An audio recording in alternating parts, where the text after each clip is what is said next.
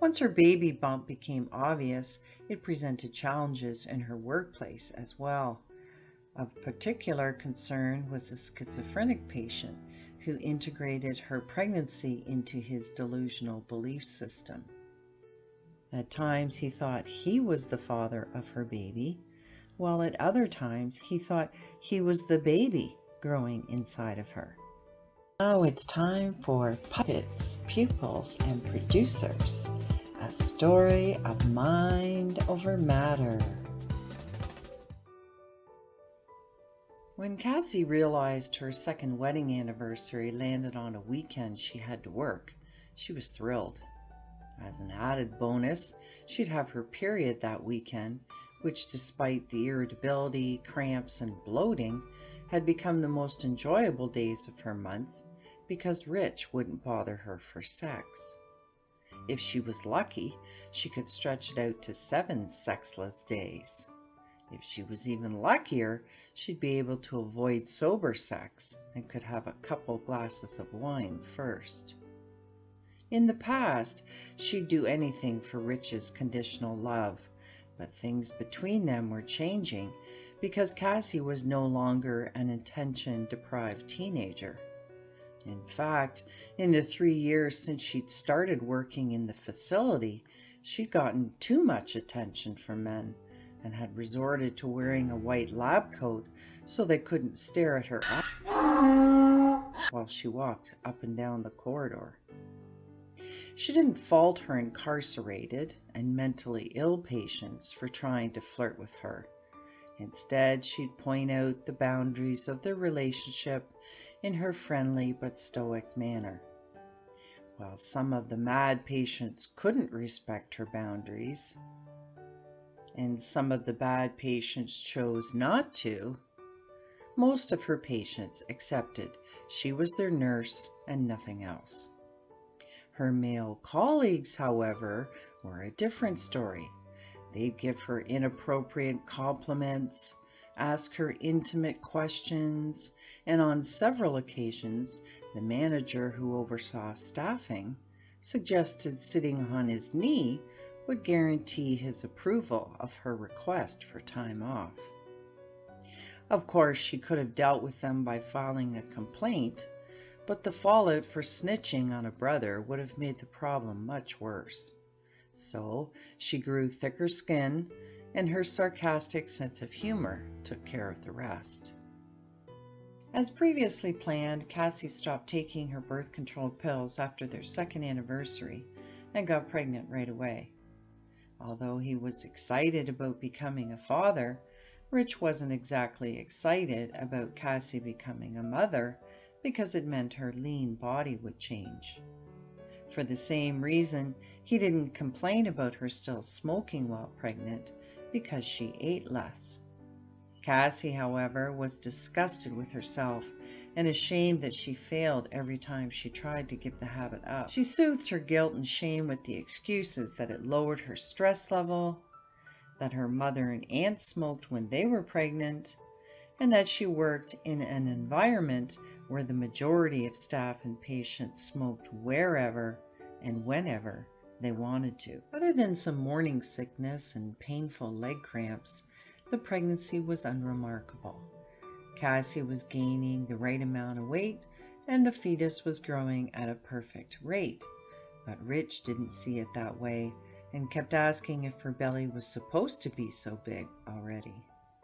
Throughout the pregnancy, he didn't say she was glowing, and he didn't rub her calves when cramps would wake her from her sleep. Instead, he commented on everything she ate with a disgusted tone and said he was just teasing when he called her fat ass, which of course he only did when they were alone. Once her baby bump became obvious, it presented challenges in her workplace as well. Of particular concern was a schizophrenic patient who integrated her pregnancy into his delusional belief system. At times he thought he was the father of her baby, while at other times he thought he was the baby growing inside of her. His obsession with Cassie wasn't a new thing. In fact, his threats to harm her contributed to his ongoing stay in the facility. But he was very funny as well, so secretly he was one of her favorite patients. She managed his extreme mood swings with Top, and once he calmed down, they'd laugh at all the crazy stuff he said. However, he took things up a notch when he started saying he was going to kick her in the stomach and kill the baby growing inside of her. In her last trimester, Cassie was involved in an altercation with another patient. While she was obviously concerned for her baby bump, she was in good shape and did not find the restraint more difficult than usual. The two other staff, however, worried about her safety throughout the altercation, and she appreciated their realistic concern. With only 1 month left before her maternity leave started, she approached her manager and asked if she could audit files or do something that didn't involve patient contact for her last 14 shifts. After closing the door to his office, he chuckled and said she was the one who chose to work there and needed to suck it up. Then he added he'd bet she was really good at sucking things. It wasn't the first time Dawn disrespected her, and she knew it wouldn't be the last because one of her trusted mentors had forewarned her that he was one of the 3 staff that, in his opinion, was more dangerous than the patients on Unit 4, which was where the men diagnosed with ASPD, otherwise known as antisocial personality disorder, were housed.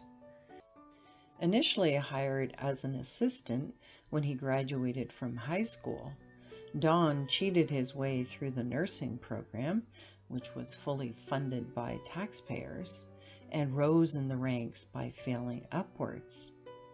Most of the men who worked alongside him back in the day thought it was best if he was in management, because when he worked on the front line with the patients, his ego escalated issues.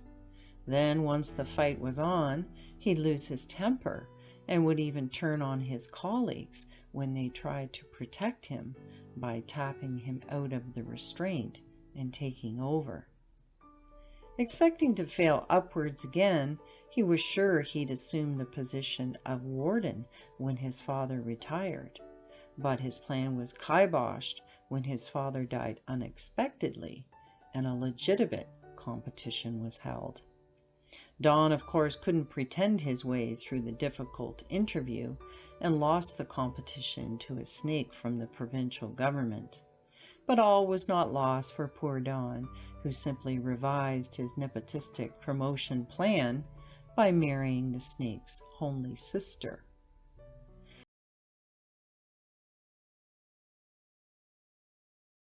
But it didn't play out that way because she was prepared and subsequently handled him the same way she'd handle patients on Unit 4.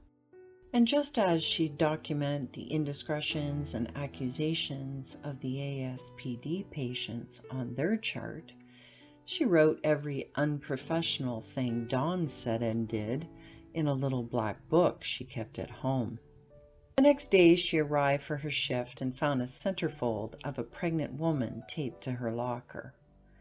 An hour later, she pretended she slipped in the shower room, and after getting 2 days off for a wrenched back, she returned with a second doctor's note instructing that she shouldn't have any patient contact up until her maternity leave started. Cassie gave birth to an 8-pound baby boy they named Jackson. When her maternity leave was coming to an end, she learned she'd been transferred to Unit 3, where the most volatile patients were housed.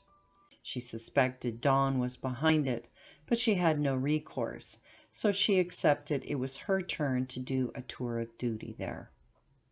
Just as with Unit 5, Cassie established a trusting rapport with the team and the patients, and soon enough, Unit 3 became her preference, so she made sure to thank Dawn for transferring her there every time she saw him.